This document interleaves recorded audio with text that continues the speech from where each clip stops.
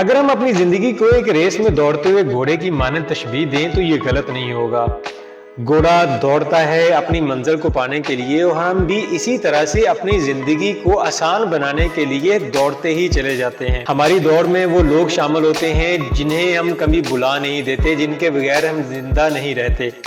लेकिन एक लम्हा ऐसा आता है कि या तो वो हमें अपने कंधों पे बिठा के या हम उन्हें अपने कंधों पे उठा के आखिरी आरामगाह तक ही पहुंचा देते हैं। इसी तरह से जिंदगी को मजीद बेहतर बनाने के लिए हमने अपनी जिंदगी की जरूरियात को तर्क किया सिर्फ आसाइशात को पाने के लिए। कुदरती फितरती चीजों को एक साइड पे छोड़ के आर्टिफिशियल चीजों को हमने अपना लिया। मेरे जैसे बहुत से ऐसे लोगों का सफर शुरू होता है मिट्टी के बर्तन से।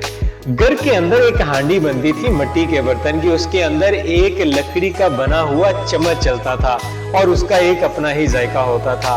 हमारा सफर मिट्टी से शुरू हुआ और आज प्लास्टिक, स्टील, न जाने कौन से धातुओं के बने हुए बर्तनों के अंदर आज हम खाना खाते हैं। लेकिन बात यहाँ पे गौर फिक्र की है कि कैंसर के डर से दोबारा फिर हमें डॉक्टर मशवरा देते हैं कि मिट्टी के बर्तन के अंदर ही खाना खाओ। हमारी पहचान अंगूठा छाप की। हम लोग अनपढ़ लोग थे, अंगूठा छापते थे। कोई नाम लिखने का कहते तो वहां पे अंगूठा छाप देते। हमारा सफर शुरू हुआ उर्दू के साइन से, फिर हमने सिग्नेचर इंग्लिश के करने शुरू कर दिए। आज तरक्की के दौर के अंदर दोबारा देखे किस जगह पे खड़े हैं। किसी कंपनी के अंदर आपको अटेंडेंस लगानी है तो वहां पे आपको थंब इंप्रेशन लगाना पड़ेगा। नया मोबाइल खरीद करेंगे तो वहां पे सिक्योरिटी के लिए भी अंगूठा ही लगाना पड़ेगा। यानी अंगूठा छाप थे तो आज फिर अंगूठा छाप ही है। हमारा सफर फटे हुए सादा कपड़ों से इस्त्री शुदा कपड़ों के ऊपर आगे ठहरा और फिर हमने एक नाम सीखा ड्राई क्लीनर का।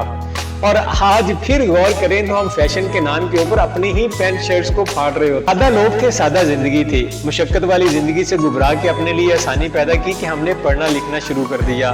फिर हमने पीएचडी की, डॉक्टर बन गए। पीएचडी करने के बाद ख्याल आया कि जिस्म का थोड़ा पसीना बहाना जरूरी है, इसलिए हमने वॉकिंग ट्रैक की तरफ कर लिया। एक्सरसाइज के नाम पे वही मुशक्कत वाला काम शुरू किया और दौड़ दौड़ अपने जिस्म का पसीना बाहर निकाला। इतनी आसाइशात के हमने अपनी खुराक ही बदल डाली। हाँ, मकई, गंदम की रोटी और फिर मैदा के ऊपर हम आए। घर के अंदर एक बोटी खाने वाला आज बड़ी बड़ी मुर्गियां खाता है, तो फास्ट फूड का नाम देता है। तो फिर जब हमने देखा कि बीमारियों का एक झुंड हम पे आके टपक पड़ा है तो फिर हमने दोबारा ऑर्गेनिक फूड्स का इस्तेमाल शुरू कर दिया।